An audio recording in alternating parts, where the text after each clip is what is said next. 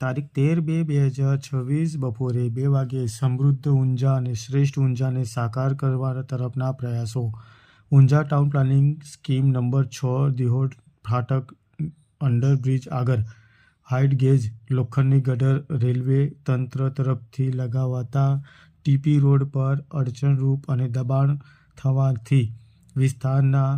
જમીન ધારકોને અવરજવરમાં ભારે મુસીબતનો સામનો કરવો પડતો હોય છે, જેને લઈને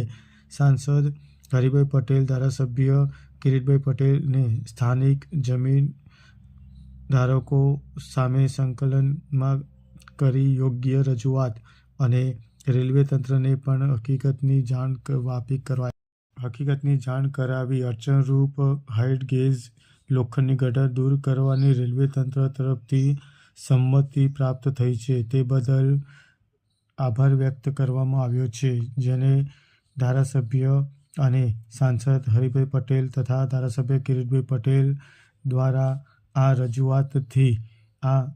કાર્ય માટે